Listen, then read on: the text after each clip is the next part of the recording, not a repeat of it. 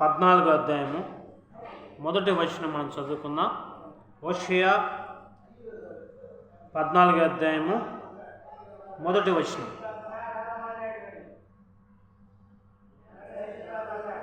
హోషేయ 14వ అధ్యాయము మొదటి వచనం. ఇశ్రాయేలు నీ పాపము చేత నీవు కూలితివి గనుక నీ దేవుడైన యెహోవా తట్టు తిరుగుము. మాటలు సిద్ధపరచుకొని యెహోవా యొద్దకు తిరుగుడి. మీరు ఆయనతో చెప్పవలసినదేమనగా, అమ్మా మా పాపములన్నిటినీ పరిహరించుము. ఎడ్లకు బదులుగా నీకు మా పెదవులను అర్పించుచున్నాము. హల్లెలూయా, హల్లెలూయా. నువ్వేమో ఇశ్రాయేలు నీ పాపం చేత నీవు కూలితివి కనుక నీ దేవుని యెహోవా తట్టు తిరుగుము. ఎప్పుడు పాపం వస్తుందంటే దేవుని మాటలు వినకుండా, దేవుని మాటలు మనము గ్రహించకుండా, దేవుని మాటలు మనం వినకుండా వ్యర్థమైన వాటి వైపు, వ్యర్థమైన కోరికల వైపు వెళితే మనం పాపం చేసిన వాళ్ళం అవుతామంట. కాబట్టి నిజముగా ఇశ్రాయేలు నీ పాపం చేత నీవు కూలితివి. ఎందుకు కూలుతారంట? పాపము చేత కూలుతారు, పాపం చేత కూలిపోతారు, పాపం చేత కూలిపోతారు. ఎందుకు కూలిపోతారు? పాపం చేత కూలితే కనుక నీ దేవుడిని యెహోవా తట్టు తిరుగుము. ఎందుకంటే పాపము చేసిన వాడంతా చనిపోయేవాడు కనుక ఇశ్రాయేలు నీ పాపం చేత నీవు కూలితివి. బాగా బ్రతకాల్సిన వాళ్ళు పాపం చేసి నిన్నే చచ్చిపోతారు. ఎందుకు మనకు శాపాలు వస్తాయి, దోషాలు వస్తాయంటే బాగా బ్రతకాల్సిన వాళ్ళు, బాగా సంపాదించుకొని జీవించే వాళ్ళు ఎందుకు కూలుతారంటే పాపం చేత. పాపంలో వచ్చే జీతము మరణం.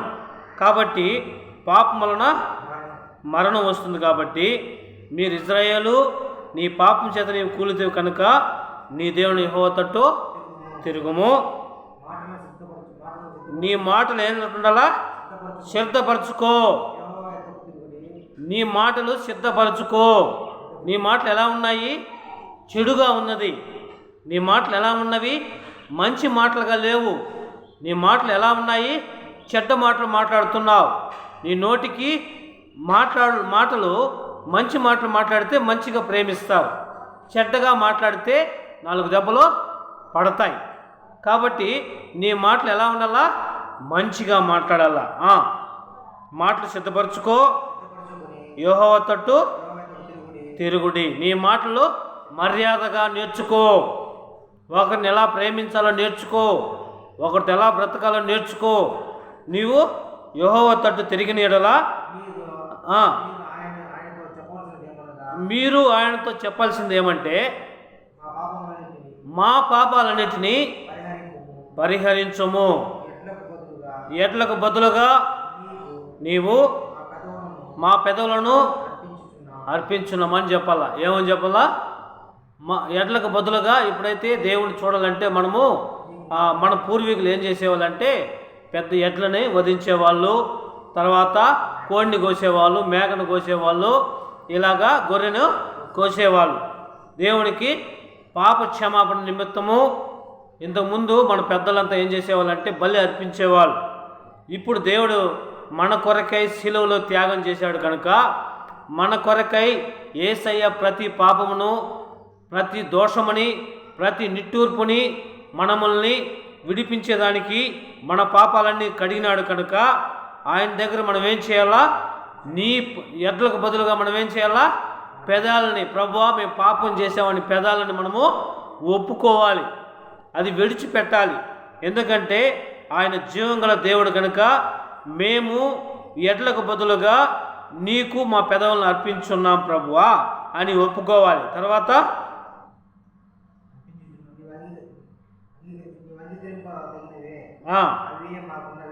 ఉన్నవి, మాకు అవే ఉన్నవి. ఇంకేమున్నాయి మా దగ్గర? వెండి బంగారం మా యొద్ద లేదు, కానీ మా పెదవులే ఉన్నాయి ప్రభువా.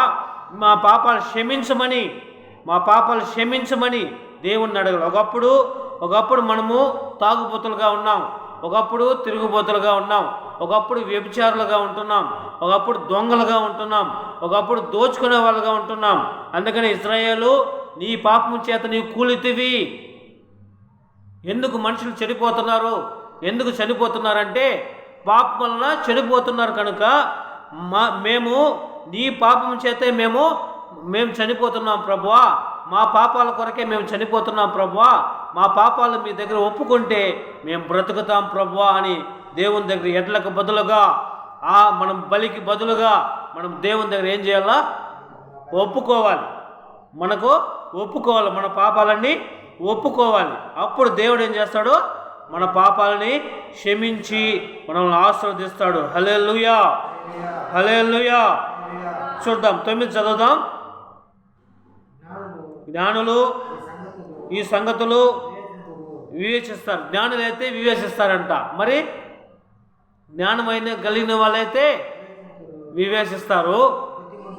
బుద్ధిమంతులు వాటిని గ్రహిస్తారు. బుద్ధిమంతులైతే పాటిస్తారు, బుద్ధిహీనులైతే పాటించరు. నువ్వేంది నాకు చెప్పేది అంటారు. నాకంతా తెలుసు, నువ్వేంది నాకు చెప్పేది అంటారు. మనము పాపం చేశాము, దేవుని దగ్గర మన పదవులతో ఒప్పుకోవాలి దేవుని దగ్గర అని చెప్పేసి అనుకోకుండా, మాకు అన్నీ తెలుసు, మా బ్రతుకు మాది, నువ్వెవరు మాకు చెప్పేదానికి అని చెప్పేసి మాట్లాడుతూ ఉంటారు బుద్ధిహీన. అందుకని ఆ మాట రాయబడింది. చదువునైనా జ్ఞానులు ఈ సంగతులను వివేచిస్తారు, అంటే ఆలోచిస్తారు. ఎందుకు చెప్తున్నారు? దేవుడు ఎందుకు చెప్తున్నాడు? మేము పాపం చేత కూలకుండా మేము దేవుని దగ్గర మంచిగా జరగాలి, మంచిగా మేము బ్రతకాలి, మంచిగా మా జీవనం సాగించాలి, మా జీవితం మంచిగా బ్రతకాలని చెప్పేసి మనసు మార్చుకుంటారు. నువ్వేంది నాకు చెప్పేదని చెప్పేసి దుష్టులు ఏం చేస్తారో అనుకుంటారు.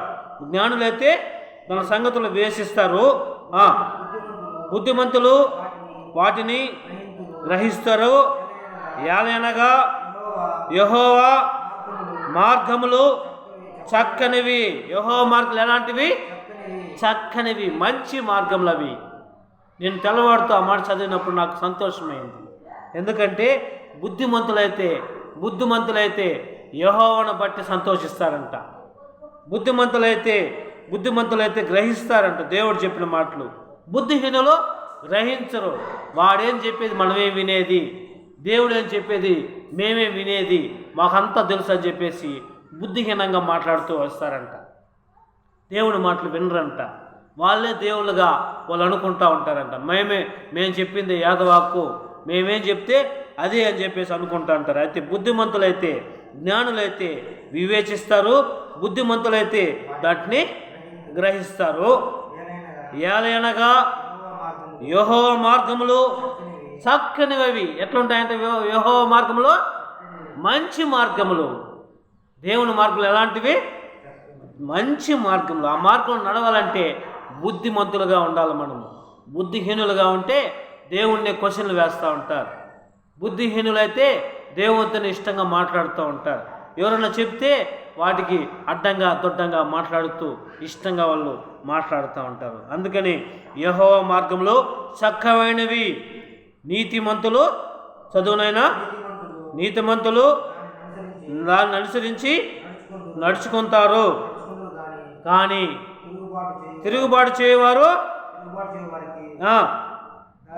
దారికి వారికి అడ్డంగా ఉంటుందంట. తిరుగుబాటు చేసే వాళ్ళకి దారికి అడ్డంగా ఉంటుందంట. ఎందుకంటే యెహోవా మాటలో మంచి మార్గములు అంట. యెహోవా మార్గంలో మంచి మార్గములో అయితే ఏం చేస్తారంట? తిరుగుబాటు చేసే వాళ్ళకి దారికి అడ్డంగా ఉంటుందంట. వాళ్ళు త్రొట్టిల్లుతారు. మరి ఎట్లుంటారంట? త్రొట్టిల్లుతారు. వాళ్ళు ఇష్టంగా మాట్లాడుతూ ఉంటారంట. దేవుని మాటలు వినరు, వాళ్ళు ఇష్టంగా మాట్లాడుతూ ఉంటారంట. అందుకని ఆ మాట రాయబడింది. వాళ్ళు మంచిగా దేవుని మాటలు వినరు, వాళ్ళు దేవునికి అవిధేయత చూపించి దేవుని మాటలు వినరు కనుక వాళ్ళు విశ్వాసఘాతుకులుగా ఉంటారంట. చదువు ఆ మాట 4వ వచనం. ఆ మాట ఒక మాట చదువుదాం. నాలుగో వచనము, వారు విశ్వాసఘాతకులు కాకుండా నేను వారిని గణపరుస్తాను.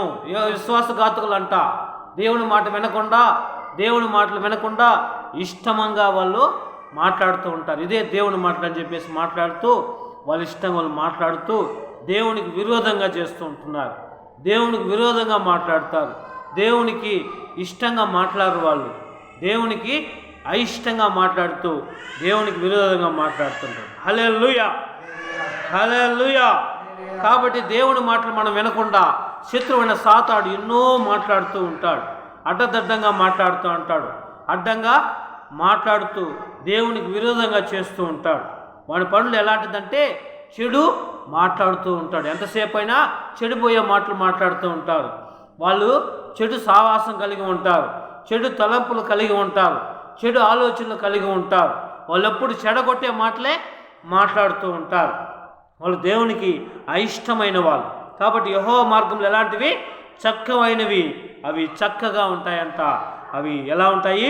మంచి మాటలుగా ఉంటాయి. అవి ఎలా ఉంటాయి? చక్కనైన మార్గములు. అవి నీతిమంతులు నడుచు మార్గములు. అవి మంచిగా ఉంటాయంట. హల్లెలూయా, హల్లెలూయా. మనము ఒక మాట చదువుకొని మనము దేవుని మాటలు శ్రద్ధగా విందాం. ఒకే మాట చదువుకొని ముగిస్తాం. ద్వితీయోపదేశకాండంలో ఒక మాట రాయబడి ఉంది.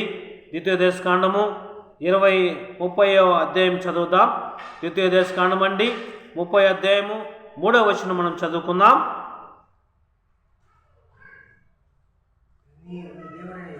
నీ దేవుడైన యెహోవా చెరలో నుండి మిమ్మును తిరిగి రప్పించును.